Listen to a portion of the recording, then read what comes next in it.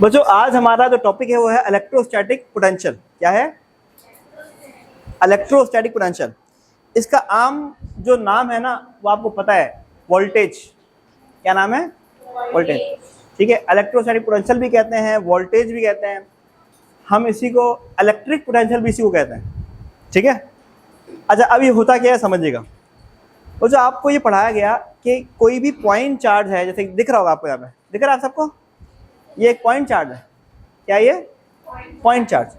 अब point charge अगर positive होता है तो इलेक्ट्रिक फील्ड इंटेंसिटी जो होती है बच्चों क्या होती है? आउटवर्ड। क्या होती है? दिख रहा है आप सबको? पॉइंट चार्ज क्योंकि पॉजिटिव है तो इलेक्ट्रिक फील्ड इंटेंसिटी आउटवर्ड है। ठीक है, अब आप क्या चाहते हैं? आप चाहते हैं इस इलेक्ट्रिक फील्ड में एक टेस्ट चार्ज मौजूद है। ठीक है, इस इलेक्ट्रिक फील्ड में एक टेस्ट चार्ज मौजूद है। कहां पर? पॉइंट ए पे। आप चाहते हो इस टेस्ट चार्ज को ए से कहां ले जाओ? लेट सपोज बी पे ले जाओ। कहां ले जाओ बच्चों? इस टेस्ट चार्ज को ए से बी ले जाओ। मतलब आप चाहते हो फासला तय करवाना इस टेस्ट चार्ज को, डेल्टा आर, और वो डेल्टा आर जो फासला तय होगा वो इलेक्ट्रिक फील्ड इंटेंसिटी के अपोजिट होगा। कैसे होगा? Electric field intensity point charge के आउटवर्ड, और हम चाह रहे हैं ए से बी ले जाए, जो फासला तय करना है डेल्टा आर वो इलेक्ट्रिक फील्ड इंटेंसिटी के अपोजिट हो। तो यहां पर क्या होगा? आपने ये इलेक्ट्रोस्टैटिक पोटेंशियल देना है इस टेस्ट चार्ज को। आपने क्या करना है? इस टेस्ट चार्ज को इलेक्ट्रोस्टैटिक पोटेंशियल अप्लाई करना है। उस इलेक्ट्रोस्टैटिक पोटेंशियल की वजह से क्या होगा? ये टेस्ट चार्ज फासला तय कर लेगा। ये टेस्ट चार्ज क्या कर लेगा बच्चों? फासला तय कर लेगा against the direction of electric field intensity. तो इलेक्ट्रिक पोटेंशियल क्या कर रहा है? एक टेस्ट चार्ज को वर्क करवा रहा है, फासला तय करवा रहा है। इलेक्ट्रोस्टैटिक पोटेंशियल क्या कर रहा है? एक टेस्ट चार्ज को फासला तय करवा रहा है। फिजिक्स में फासला तय करवाना, वर्क करवाना। तो इलेक्ट्रोस्टैटिक पोटेंशियल क्या कह रहा है कि इलेक्ट्रोस्टैटिक पोटेंशियल क्या होता है कि इसको अप्लाई करते हैं एक टेस्ट चार्ज को, तो एक test charge electric field intensity के अपोजिट फासला तय कर लेता है, वर्क कर लेता है। तो देखो डेफिनेशन समझ में आ जाएगी आपको। इलेक्ट्रोस्टैटिक पोटेंशियल क्या होता है? वर्क डन होता है। कितना वर्क डन किया जा रहा है? किस पे किया जा रहा है? यूनिट चार्ज, एक टेस्ट चार्ज पे किया जा रहा है। ठीक है, और कैसे करवाया जा रहा है? Against the direction of electric field intensity. इसका मतलब क्या हुआ? ज्यादा आपने इलेक्ट्रोस्टैटिक पोटेंशियल दिया तो ज्यादा वर्क हो जाएगा, और कम अगर आपने इलेक्ट्रोस्टैटिक पोटेंशियल दिया तो कम होगा। ठीक है, तो अगर मैं इसका फॉर्मूला बनाना चाहूं बच्चों, एक टेस्ट चार्ज को जितना ज्यादा, एक टेस्ट चार्ज जितना ज्यादा वर्क करेगा इलेक्ट्रिक फील्ड इंटेंसिटी के अगेंस्ट, उतना ज्यादा इलेक्ट्रोस्टैटिक पोटेंशियल उसको अप्लाई किया गया है। मतलब समझ आ गया? ये work done on a unit test charge against the direction of electric field intensity is known as electrostatic potential. ये फॉर्मूला बन गया बच्चों। यूनिट की बात करें अगर, तो वर्क यूनिट क्या होती है? जूल, और चार्ज की यूनिट क्या होती है? कूलम। तो जूल पर कूलम क्या होता है? वोल्ट। तो इलेक्ट्रोस्टैटिक पोटेंशियल की यूनिट क्या है? वोल्ट है। अगर आपसे कहा जाए 1 वोल्ट को डिफाइन करें, क्या कहा जाए? 1 वोल्ट को डिफाइन करें, तो हम कैसे डिफाइन करेंगे कि अगर हम 1 वोल्ट देते हैं ना, सिर्फ डेफिनेशन समझाने के लिए बता रहा हूं, अगर आप 1 वोल्ट अप्लाई करते हैं एक टेस्ट चार्ज को, तो अगर वो टेस्ट चार्ज 1 कूलम का है तो कितना वर्क करेगा? 1 joule. 1 volt electrostatic potential apply करेंगे अगर, तो 1 कूलम का टेस्ट चार्ज 1 जूल क्या कर लेगा? वर्क कर लेगा। तो हम कहेंगे हमने 1 वोल्ट दिया इसको। बात समझ में आई? इसको ऐसा भी कर क्या सकते हैं, अगर 1 कूलम का चार्ज 1 जूल वर्क कर रहा है तो हमने कहा हमने कितना उसको इलेक्ट्रोस्टैटिक पोटेंशियल अप्लाई किया? 1 वोल्ट। ठीक है, यहां तक आप समझ लिया इलेक्ट्रोस्टैटिक पोटेंशियल क्या होता है। आसान से बताया मैंने, इसका नाम वोल्टेज है। ठीक है, इसके बाद बच्चों एक और इंपॉर्टेंट टॉपिक है जिसका नाम है कैपेसिटर। ठीक है, अब कैपेसिटर क्या होता है? कैपेसिटर एक इलेक्ट्रॉनिक डिवाइस है। क्या है कैपेसिटर? एक इलेक्ट्रॉनिक डिवाइस है। ठीक है, ये सर्किट्स वगैरह में यूज होता है। ठीक है, मोटर में भी यूज होता है आमतौर पे। ठीक है, तो कैपेसिटर एक इलेक्ट्रॉनिक डिवाइस है जिसका काम मेनली जो है वो क्या है? स्टोर करना चार्ज।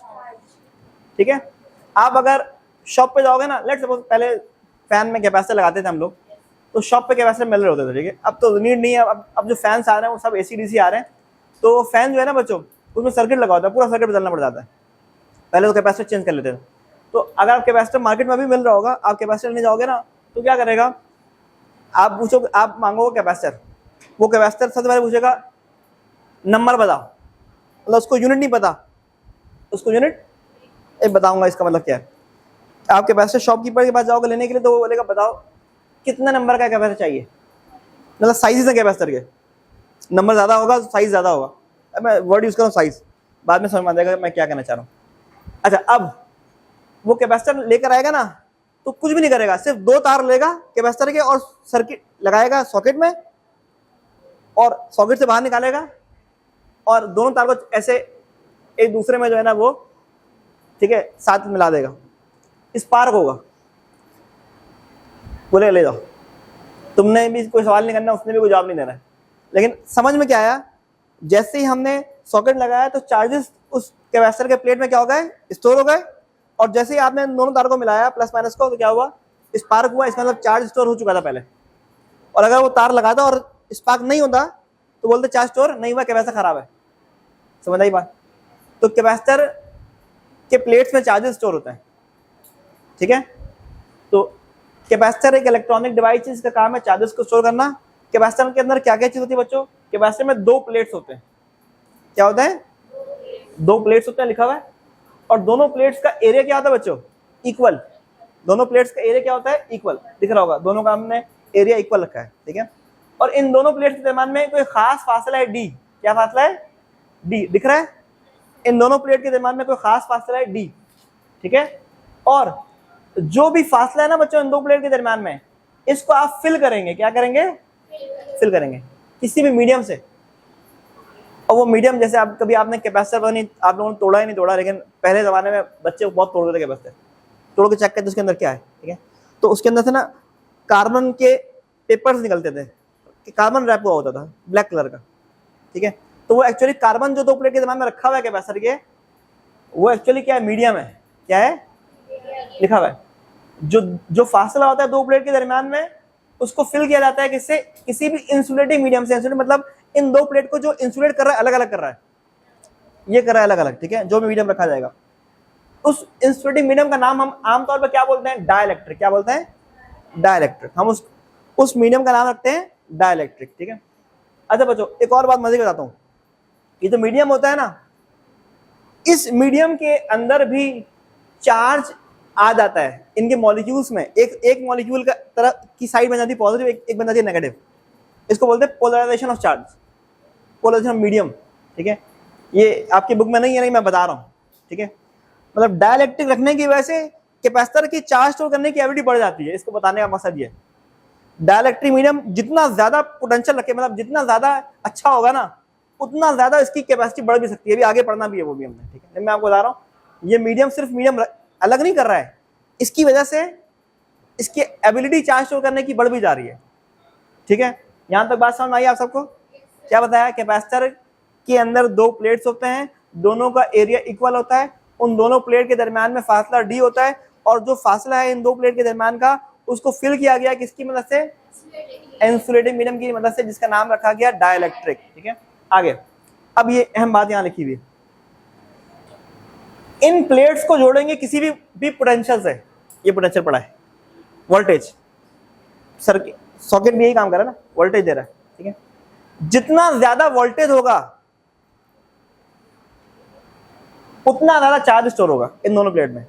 एक प्लेट में पॉजिटिव चार्ज होगा और दूसरे में नेगेटिव चार्ज होगा, ये लिखा हुआ है। जो चार्ज स्टोर हो रहा है कैपेसिटर के प्लेट्स में, जो चार्ज स्टोर हो रहा है कैपेसिटर के प्लेट्स में, वो डायरेक्टली प्रोपोर्शनल किसके बच्चों, पोटेंशियल डिफरेंस के, जो कि इन 2 प्लेट के दरमियान है। पोटेंशियल डिफरेंस का मतलब होता है यहाँ भी अलग पोटेंशियल है, यहाँ अलग पोटेंशियल है, यहाँ पर अलग पोटेंशियल है, यहाँ पर अलग पोटेंशियल है, मतलब ये प्लस माइनस बता रहा है ना ये। इसका मतलब होता है हाई पोटेंशियल और इसका मतलब नेगेटिव, कम पोटेंशियल, नेगेटिव वाला लो पोटेंशियल होता है, ठीक है। तो इन दोनों के जैसे एग्जांपल मैं कहता हूँ आमतौर पे इस पे आता है, लेट सपोज आपके घर में एक होता है अर्थ, एक होता है फेस। पता है आप लोगों को, नाम सुना होगा आप लोगों ने बच्चों। घर में 2 पॉइंट होते हैं ना, सॉकेट में 2 पॉइंट होते हैं, एक होता है अर्थ, एक होता है फेस। जो अर्थ होता है उसको होता है 0 वोल्ट, कितना होता है, और फेस पे आता है 220 वोल्ट।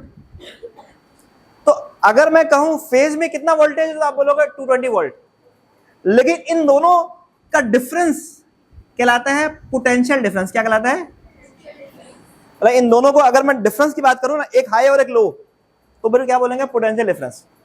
मेरी बात समझ में आ रही है सबको? मेरी बात समझ में आ रही है यहाँ तक? ठीक है, मैंने क्या बोला, आपके घर में सॉकेट में 2 सॉकेट होता है ना, 2 पॉइंट होते हैं, एक वो बोलते हैं अर्थ, एक बोलते हैं फेस। अर्थ पे आता है 0 वोल्ट और फेस पे आता है 220 वोल्ट। तो हम जब बात करेंगे एक की बात करेंगे तो बोलेंगे इलेक्ट्रिक पोटेंशियल, ये भी इलेक्ट्रिक पोटेंशियल, ये भी इलेक्ट्रिक पोटेंशियल। लेकिन जब इन दोनों को मिला के बात कर रहे हैं, दोनों को साथ मिला रहे हैं, तो मतलब पोटेंशियल डिफरेंस बोलेंगे इसको। ठीक है, अच्छा इसको पीडी लिख दिया। तो जितना ज्यादा पोटेंशियल डिफरेंस होगा उतना ज्यादा चार्ज स्टोर होगा इन दोनों में, उतना ही इसमें पॉजिटिव होगा, उतना ही इसमें नेगेटिव होगा, दोनों में इक्वल होगा, लेकिन नेचर अपोजिट होगी। क्या होगी? चार्ज की मिकदार दोनों में सेम है, लेकिन नेचर क्या है? अपोजिट। ठीक है, यहाँ तक बात समझ आ गई? ये बात लिख दी। जितना ज्यादा पोटेंशियल डिफरेंस होगा उतना ज्यादा चार्ज स्टोर होगा। और साइन ऑफ प्रोपोर्शनली हटता है तो क्या लगता है? कांस्टेंट। कांस्टेंट लगाएंगे सी। सी का नाम क्या है? कैपेसिटेंस। क्या नाम है? और कैपेसिटेंस क्या होता है इसको डिफाइन भी किया गया है। कैपेसिटेंस जो है वो कैपेसिटर की चार्ज को स्टोर करने की एबिलिटी का नाम है। कैपेसिटेंस क्या है बच्चों? कैपेसिटर की चार्ज स्टोर करने की एबिलिटी का नाम क्या है? कैपेसिटेंस है। ठीक है, और सी को अगर अलग करेंगे तो क्या बन जाएगा? Q upon we. सी को अलग करेंगे क्या बन जाएगा? Q upon V. Q charge को शो कर रहा है, चार्ज की यूनिट क्या होती है? कूलम, और वी वोल्ट को शो कर रहा है, वोल्टेज। तो कूलम पर वोल्ट को हम कहते हैं फैरेड। तो कैपेसिटेंस की जो यूनिट है वो क्या है? फैरेड है। तो इसका मतलब दुकानदार के पास जाते हैं ना, बोलता नहीं कितने नंबर का कैपेसिटर चाहिए, वो एक्चुअली फैरेड की बात कर रहा है। तो आमतौर पर जो शॉप पे जो कैपेसिटर मिल रहा है उसकी यूनिट है फैरेड, माइक्रो फैरेड। क्या है? मतलब आप जाते हो 3.4 3 का चाहिए, 4 का चाहिए, 5 का चाहिए, तो एक्चुअली बात जो हो रही है वो किसकी हो रही है? फैरेड की बात है, माइक्रो फैरेड की बात हो रही है। इसी की छोटी यूनिट है माइक्रो फैरेड। मतलब कैपेसिटर पे जो वैल्यू लिखी हुई है ना, नंबर लिखा है, वो एक्चुअली उसकी यूनिट क्या है? Micro farad. ठीक है, इसकी छोटी यूनिट 10⁻⁶ में बात हो रही है। ठीक है, तो यहाँ तक बात समझ में आ गई होगी। इसके बाद एक टॉपिक और भी बच्चों, factors on which capacitance of capacitor depend. ठीक है, इसको हम कंटिन्यू कर रहे हैं इसी में।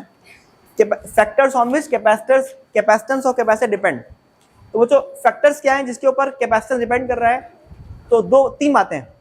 पहला बच्चों मैं यहीं पर डिस्कस कर रहा हूं, ठीक है, फैक्टर्स को भी तो जरा समझिएगा। फैक्टर्स जिनके ऊपर कैपेसिटर की कैपेसिटेंस डिपेंड हो रही है। पहला एरिया। पहला क्या है बच्चों? अगर प्लेट का एरिया ज्यादा होगा तो कैपेसिटेंस क्या होगी? ज्यादा। ठीक है, जितना ज्यादा प्लेट एरिया होगा चार्ज स्टोर करने की एबिलिटी क्या होगी? ज्यादा होगी। ठीक है, एक।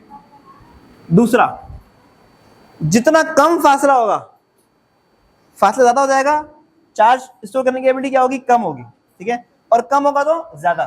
तो इनवर्सली प्रोपोर्शनल है, capacitance is inversely proportional to distance between the plate.